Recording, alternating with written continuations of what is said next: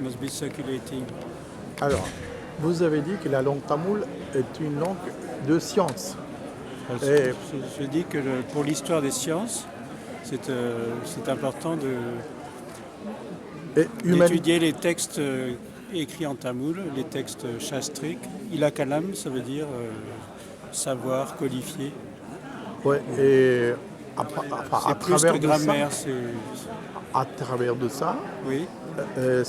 ça fait promouvoir l'humanité. Ça fait partie du patrimoine collectif de l'humanité. L'humanité. Oui. Mais pourquoi vous n'avez pas indiqué le hébreu?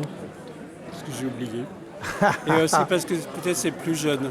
La première grammaire du hébreu, c'est vers l'an 1000. J'ai une collègue qui s'appelait, elle est morte, Sophie Kessler-Mesguich. Elle était professeure à l'université. Hébreu, la langue est morte? Et non.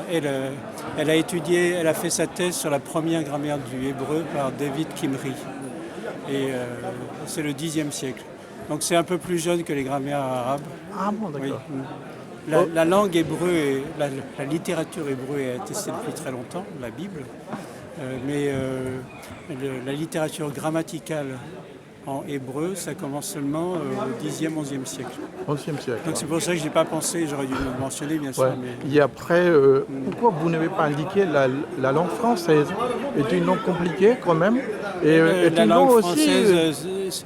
les premières grammaires du français, ça date du, je crois, 14e siècle. Ça a été écrit par des Anglais. Donc il y a un Anglais qui s'appelait Palsgrave qui a écrit l'éclaircissement de la langue françoise.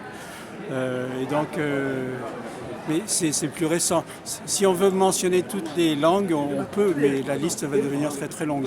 Si on mentionne celles qui ont une tradition très ancienne, la liste est plus courte. Plus courte, Oui. à votre avis. Mais quand même, c'est une langue Le français. qui est une langue humanitaire quand même. Le français est une langue importante, mais tout dépend de ce que vous appelez français, à quelle époque vous commencez. Si vous commencez au Servan Strasbourg ou si vous commencez à la d'accord. chanson de Roland. Ah, il y a différentes langues françaises. Bien sûr, quoi. C'est vrai qu'il y a la langue Strasbourg, belge. Je ne sais pas si vous lisez facilement la chanson de Roland.